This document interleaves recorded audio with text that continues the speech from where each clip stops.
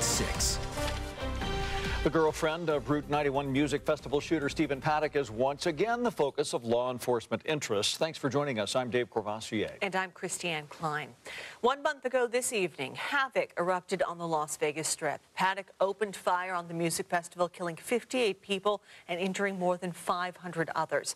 Investigators say they are still pressing those who knew the shooter, including his girlfriend. The I-Team's George Knapp sat down for an exclusive 2-hour interview with Sheriff Joe Lombardo and is here now with the first glimpse. George. Of course, the person who knew Stephen Paddock best was his girlfriend, Marilou Danley. Sheriff Lombardo confirmed to us the police and FBI are once again trying to squeeze her for information. Danley lived with Paddock but was out of the country when the shooting occurred. Paddock had sent $100,000 to Danley in the Philippines, reportedly so she could buy a home there. Danley returned to the U.S. and was interrogated by the FBI, but told agents she had no hint that her live-in boyfriend was planning a murderous assault. Sheriff Joe Lombardo told us he still harbors suspicions about what Danley may have known, and that this week investigators are questioning her again.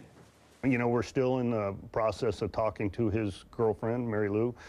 She's still being actively interviewed. Matter of fact, this week she's being interviewed again, but we haven't had that one salient point, that trigger point to identify what made him snap. But we're saying what made him snap.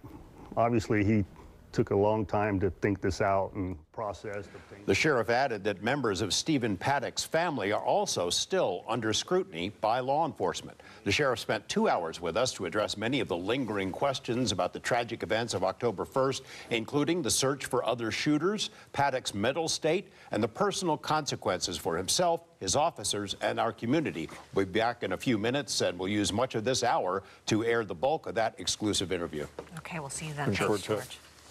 Well, tonight, Sheriff Joe Lombardo is honoring victims at one of the local Jewish community's largest events. It is the Friends of the Israeli Defense Forces Las Vegas Gala, which is being held at the Venetian. Lombardo is holding a commemoration for the victims on October 1st. The event just kicked off. It raises money for the Israeli Defense Forces.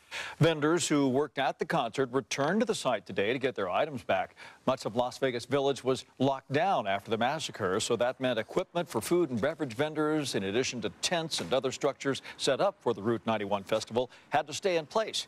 At daybreak, work crews started the process of taking the venue apart. Phyllis Owens sold beer at the concert and witnessed the shooting. She hoped to get some of her gear back.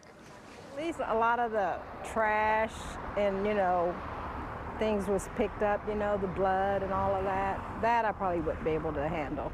I'll come back next year. Not this week or next week, next year.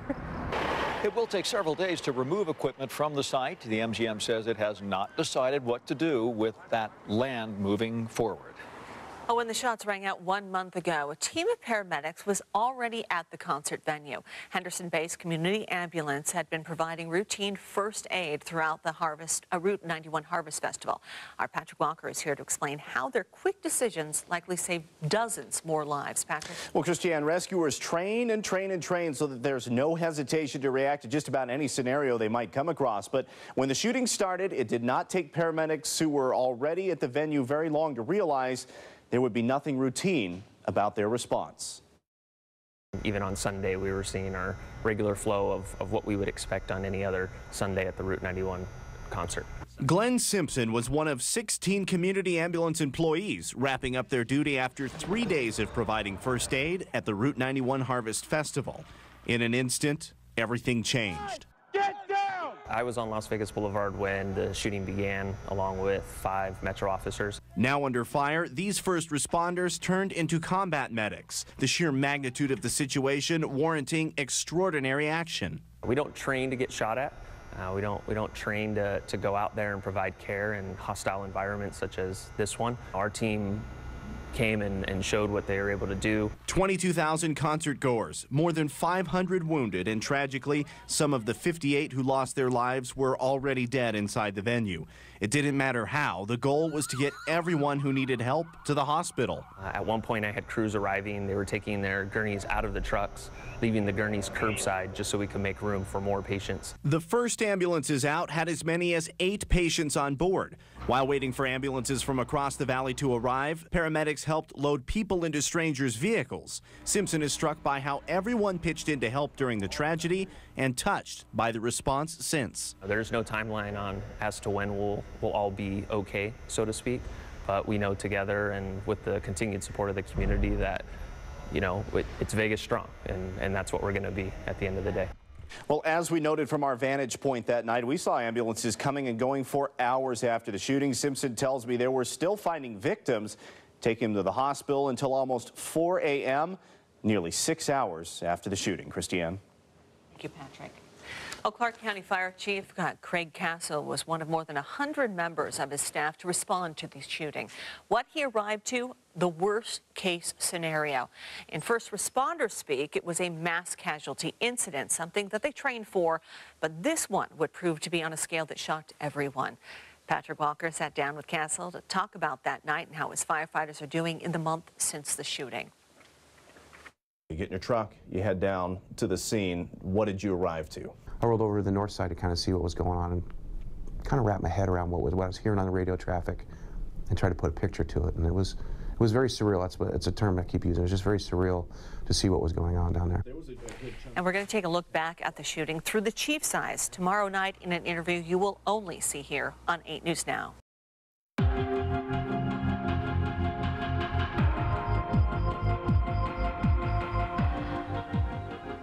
Stephen Paddock, the mass murderer, has remained something of a mysterious figure, but in the month since the shooting, lawmen have pulled together a more complete profile of who he was. Sheriff Lombardo filled in some of the blanks about Paddock, as well as about his girlfriend and what she may have known, and spoke of lingering suspicions about members of Paddock's troubled family. You know, this guy had to be I think I described him as a yahoo in order to pull this off on their own. You know, somebody had to know something was going on or he had assistance in some form or fashion. But the investigation up till now has proved different. As far as we can tell, he's a lone actor acting on his own and planned this meticulously, you know, with purpose. Within 24, 36 hours, you knew a heck of a lot about this guy, had put it together. What's sort of the state of the art of what you've learned since then? He was, I believe it was described as vanilla in some of the newscasts, but and I could use that word vanilla with him because he wasn't on our radar. He wasn't on the federal database radar. He wasn't on our local radar. He wasn't even in our criminal radar. My understanding, he had 2 previous traffic citations. He had some various jobs, lived in various places, but he became a prolific gambler. And then over time, he's gone up and down in his wealth associated with gambling and real estate and everything else that he chose to do. But, you know, since 2015, September of 2015, he's lost a significant amount of wealth. And I think that might have a determining factor on what he determined to do. I think it's just because he was just working in the shadows and nondescript, wasn't out in front of the spotlight. And the FBI profilers are the best in the business. Can you share anything about their insights into what made him tick? Obviously, they're still going through it, through interviews with the family members and Mary Lou Danley and other people associated with this individual's life. But it was, he had a narcissistic personality, determined also he was going through currently probably some bouts of depression, but he was status driven. This individual was status driven based on how he liked to be recognized in the casino environment and how he liked to be recognized by his friends and family. So obviously that was starting to decline. The girlfriend, in general, do you believe her account of things, that she had no idea this is coming, that he sent her away, she thought he was breaking up with her, sent her a bunch of money, that she had no inkling that this was coming? You know, in general, from what I'm being told from the investigators, that assessment is accurate. But personally, it's hard for me to believe. It's hard for me to believe that an individual, I think my last count was 48 or 49 weapons, would be amassing an armory such as that with some sort of evil intent on the end. There's a lot of people that have hundreds and hundreds of guns, but for this individual to do it at a certain point in time and to do it all with such robust action, you would think that Miss Danley would have some information associated with that. But currently, we haven't been able to pull that out of her as we interview the family even further and further. But none of it rises to the level of going up in a hotel room and shooting at thousands of people, hoping to create, you know, as much carnage as you possibly can. None of that rises to that. You've said in news conferences that something seems to have set him off in October of 2016 because that's when he accumulated even more guns. What do you think it was? I don't know. You know, we're going through, we're doing an autopsy, obviously, on the pathology on his brain. You know, the coroner is in the process of having that completed, which takes some time. So we don't know if he had a mental defect that caused him to all of a sudden change the way he was going to conduct himself or what he was going to do into the future that we all know about. But there had to be some trigger point. And you're right. He started purchasing weapons in a short period of time and a large number of weapons. The fact that you have a psychotic individual, a crazed individual in possession of a high-capacity firearm shooting into a crowd, it's fairly simple. So, you know, and the one thing about that mindset that we talked about, George, was it was very easy for this individual to disassociate from their victims because of the distance. He's not looking at somebody in the eye. He's not seeing the damage that he's causing because it's so far away. So he's just randomly shooting into a crowd, causing this carnage. The timeline for the attack has changed several times. Why? When he encounters a blocked door at the stairwell doorway. And now we know that it was barricaded by the suspect. Next, the sheriff walks through the sequence of events between the first call from hotel security to when police blasted through the door of the hotel suite.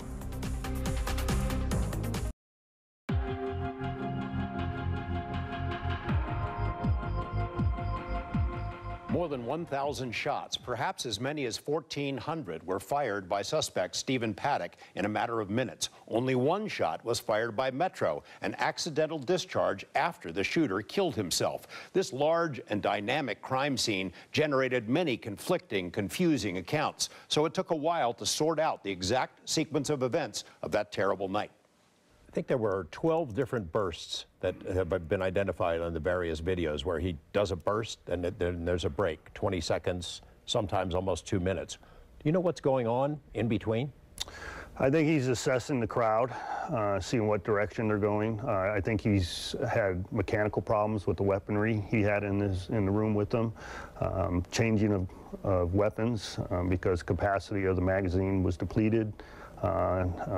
Looking at the monitors that he had set up in the room, checking the hallway. Who knows what's going through his psychotic mind, but that would be the assumptions I would make. Jesus Campos comes in, and then there's other personnel come in, and then things kind of go awry for him. Can you walk me through the sequence of events? There is a notification of an open door. Mr. Campos is sent to evaluate the open door. He goes to the stairwell to ascend to the 32nd floor in order to address the open door on that floor when he encounters a blocked door at the stairwell doorway. And now we know that it was barricaded by the suspect. Subsequently, he ascended to the next floor, made entry into the hallway, went down to the elevator bank, got down, and then went on the 32nd floor, and then he had encountered the suspect. He received a leg wound. And then he attempted to contact his dispatch. And now that previous timeline that I had talked about, 21:59, 9:59 p.m., was him letting his dispatcher know that the door was blocked in the stairwell. So subsequently, you have a couple minutes of him, you know, going up, going down, elevator, back down the hallway. and then he encounters the suspect. He receives a wound. He attempts to go through his radio, and then he also confirms his communication with dispatch via his cell phone. There was a volley back into the hallway at Mr. Campos during all that. So one of the time gaps that you identified that was pretty accurate with the New York Times video was we believe that the suspect had turned his attention back to the hallway and discharged a weapon into the hallway. So we had 2 officers that were present at the Mandalay Bay handling another call for service. They become aware of a possible active shooter. They ascended up through the stairwell to, a couple floors. Then they encountered the blocked doorway. So that was right around 10 minutes. They were able to do that. So you have, that's pretty amazing. In public safety time, you call in dispatch, you get advised, you formulate a plan, you ascend stairwells, you have no idea what floor it is, you're receiving information from disparate directions, and then you encounter this blocked doorway, and that was right around 10 minutes. And then our other officers that ascended via the elevator bank and came out into the foyer or the hallway there from the elevator bank, that was right around 12 minutes. But during that time, the suspect had stopped firing. And so when we don't hear any firing taking place, then it becomes slow and methodical. Media criticism and public speculation about the timeline have raised the question of whether it was a good idea for Metro to be so transparent in the early going. Yeah, Monday morning quarterback's real easy, especially in a crisis situation. Sheriff Lombardo explains how he navigated the media horde, including notorious conspiracy theorists, next.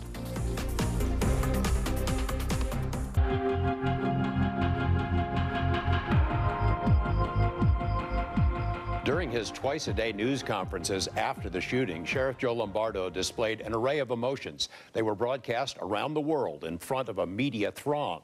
At times, you could see his frustration showing, followed by fatigue, and finally, a mixture of pride and grief. He told us why transparency was so important in those first few days.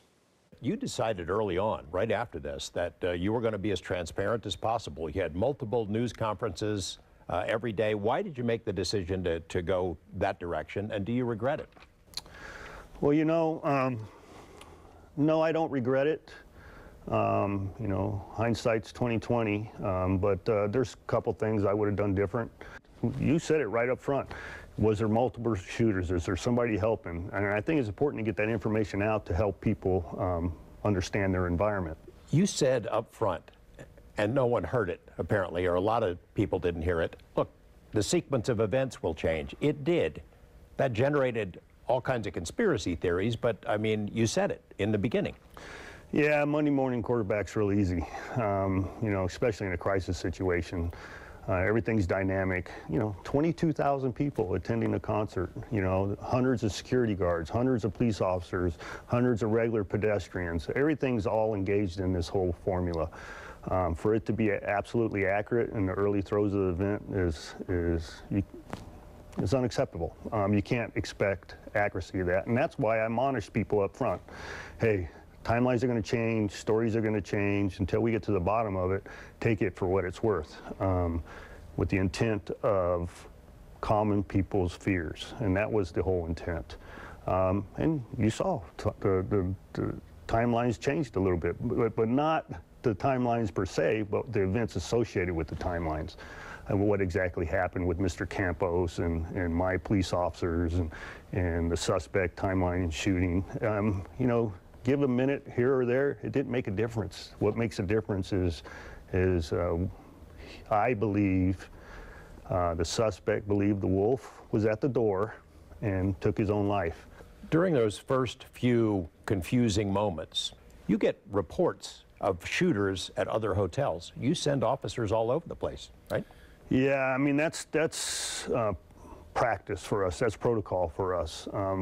We make assumptions that there's going to be more than one event when we encounter. That's what we train for.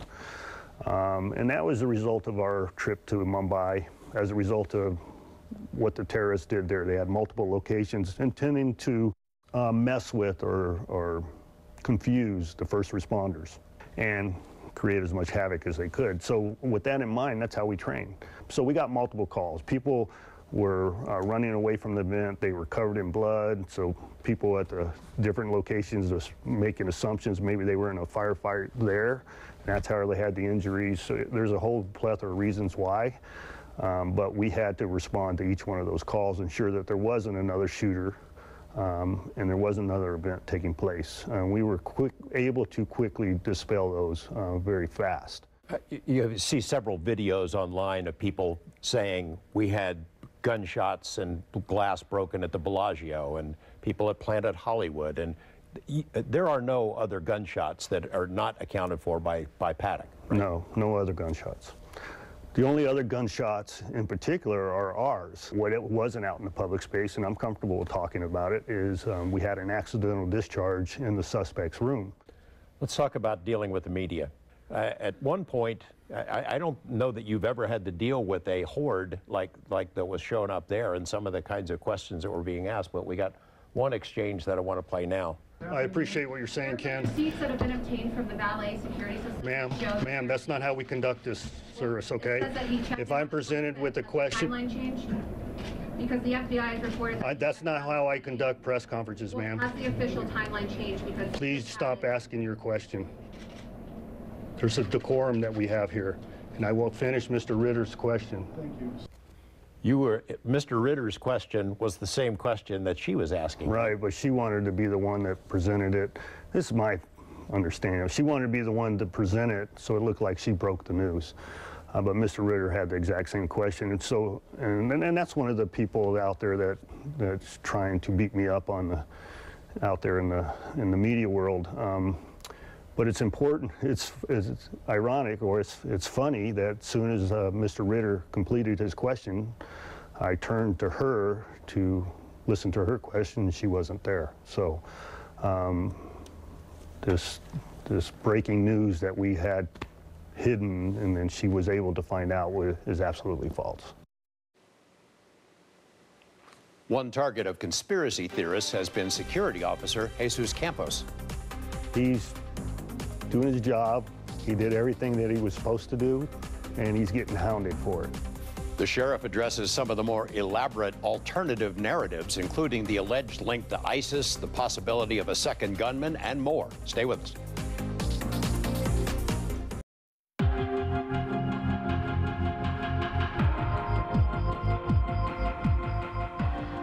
Music festival shooter Stephen Paddock did not leave a suicide note or manifesto and took great care to cover his tracks. That lack of a clear motive has given birth to a variety of conspiracy theories, from a second shooter to Jesus Campos being in on it to a helicopter gunship. Sinister plots have flooded the internet. We asked Sheriff Joe Lombardo about them and about dealing with conspiracy theorists. I'm amazed at people's ability to cause this kind of disturbance, amazed at people's mental state to post the stuff that they post. I'm just amazed at the conspiracy theories and thinking that we're trying to hide stuff or we're conspiring together to hide stuff is ridiculous. Yes, you know, we're expected to chase down all these ghosts, like you described, and dispel these theories. Some of them need to be investigated. Some of them need to be put to bed. Some to ensure that we don't have another shooter or there was not a shooting anywhere else. But that's a normal part of an investigation. We can't spend our time chasing our tail with stories on the internet. The cruelest conspiracy theories are the ones that popped up immediately, that always pop up in these mass shooting incidents. It's a false flag. It didn't really happen. These are actors pretending to be dead people. And then we saw a report a few days ago that some of the people who survived, who were injured, wounded, are getting death threats for perpetuating this hoax. Right. It's outrageous. Yeah, it is outrageous that somebody would even present that. You know, I've told some people, you know, I probably shouldn't tell you this, but I wish I could locate some of these individuals or have them present themselves to me personally, and I'll show them what happened out there, because it's terrible, because there's there's groups that follow each other.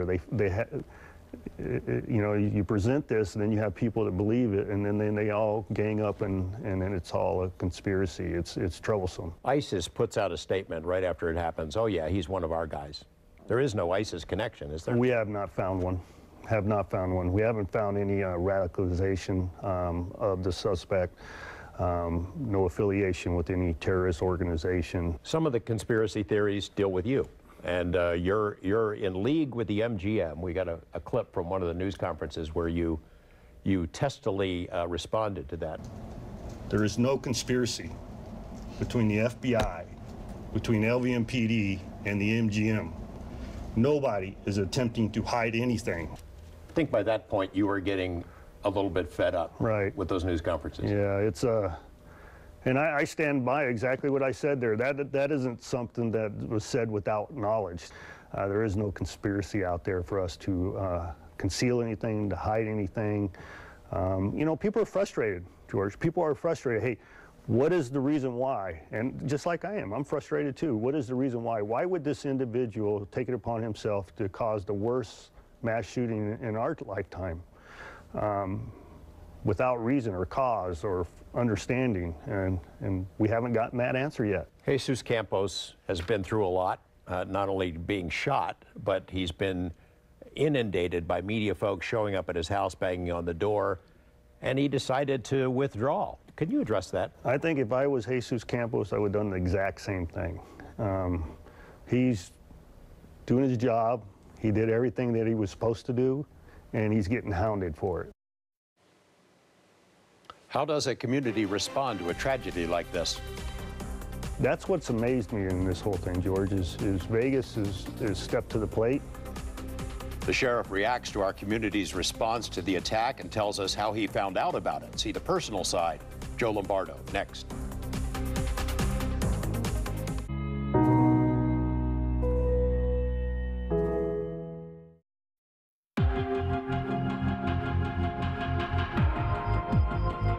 Of the Music Festival massacre, we sometimes saw a more human side to Sheriff Joe Lombardo, one that he usually guards. This is video of the sheriff with us down at the Healing Gardens downtown, where he was able to reflect on the community coming together afterwards. We asked him about that and how he first learned about the attack on October 1st. I was at the Venetian having dinner with some guests from out of town. My phone started going off. And I thought usually when it does go off like that, it's usually some critical incident like an officer-involved shooting. But when I went to address my phone, Bill Young, former sheriff, was calling me, and I answered his call, and it was close proximity to the other calls. And he had been contacted by his daughter, who was attending the event, and was seeing if I had any information that would help him locate his daughter. And I obviously couldn't convey the information to him because I didn't know it, so I immediately started making all the calls and responding to the scene in close proximity to that. You go to the scene. Describe what you see. Well, it's chaos. It's obviously chaos, and I'm listening to the radio traffic, and I'm ensuring that what we as a police agency are supposed to do, or we are doing it. I became aware at that point that some of my officers had been injured. Now, keep in mind, by the time I get there, there's not an active shooter. Now it's a point of rendering aid and getting resources to bear to help with the injured individual. So I engaged in a conversation with the undersheriff. He's making his way over to the scene also, and then I dispatched or redirected myself to the hospital. Chaos at the hospital. I would have been no help there. But where I could be helped is back at the headquarters with the command center that was being stood up in order to get all the resources we needed to get the injured and ensure there was no other shooter. The investigation, start the investigation. Did you see evidence of the carnage? Did you? Yeah, I saw individuals that had lost their life. I saw individuals being ushered out of the venue to get to safety. I saw our officers giving direction. I saw, private citizens giving direction and attempting to help people with medical issues. You've been at this a long time, you've trained for this, but I mean, I can imagine that those images stay with you. Oh, they do. And that's the important piece, George, and I'm glad you brought that up, because it's not about me, it's about the community, and it's about the public safety individuals that were engaged in that incident. What are the short-term and long-term effects of that? And it's important for us to have all the resources to bear for the public, to have the ability to reach out, and then it also has the ability for my officers to reach out, along with the firefighters, and along with the medical personnel. Everybody's got to have those resources to ensure that you deal with any long-term effects. How much did you sleep that week? None. I can honestly say I probably got about 2 hours in a week. And that wasn't because I didn't have the ability to, I have people helping me or you know, delegating. It wasn't because I was trying to bear the world on my shoulders. It's just, you know, you're dealing with it. Things are running through your mind, and you want to ensure that you're getting everything done that you possibly could. There's a moment.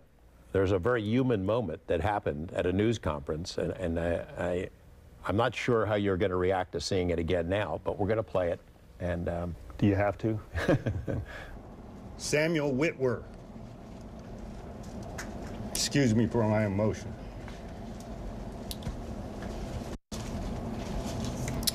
So at this point, I want to thank the community. I want to thank you for letting me be your sheriff and Vegas strong.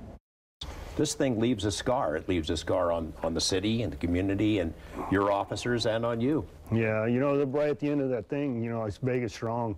That's what's amazed me in this whole thing, George, is Vegas is stepped to the plate. It'd be very easy for people to say, you know, this is a big mess, and to start to place blame on 100 different people associated with it, but they haven't. They come together, and they say it's important for us to come together as a community to show that resiliency. And I think it's important for you to broadcast that. I think it's outstanding how we came together as a community. You know, the concern was about the economic engine of the state, the Strip. What would happen if an active shooter situation erupted there? The economy could collapse. The economy didn't collapse. No. I think it's fantastic. It shows you, the American public, we can't let terrorism win. You know, and granted, this guy hasn't been labeled a terrorist yet. I don't care what you say. I could use that label for this individual. He's dead and gone. But we can't let them win, no matter what the label is. And I think it's important for people to move on with their lives and continue to do what they want to do for us to succeed.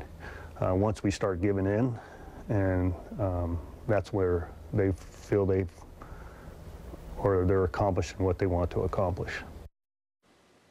We spent a couple hours with the sheriff. He sat and answered our questions for more than an hour that was recorded on camera. You can watch the rest of the interview, the full interview, on LasVegasNow.com. Stay with us. 8 News Now. We'll be right back. Well, like you, we've been watching this very thorough interview that George conducted with the sheriff for the last 45 minutes. I think when we're talking amongst ourselves, it's the conspiracy theorists that drive us crazy, too. Well, we all hear it, you know. Yeah. You can imagine what it's like for the police. They're on the scene there. They're getting shot at. They get a couple of them got shot. The emergency personnel, firefighters and first responders, the medical personnel who are fighting to save lives, and then they read that it's all made up, or that it's all a big cover-up, or that we're part of the cover-up. It's an affront to that. And you said you get a lot of conspiracy callers too. You kind of learn how to sift through those. That's my world. I deal with that all the time. But I mean, you know, for them to accuse you too of being part of the cover-up, and you know, the idea that there would be a second shooter out there that the police wouldn't look for them, it's ridiculous. You know, it's ridiculous. We are a month away from the original shooting, which is, it feels like it's such a long time, but it really is. This investigation continues.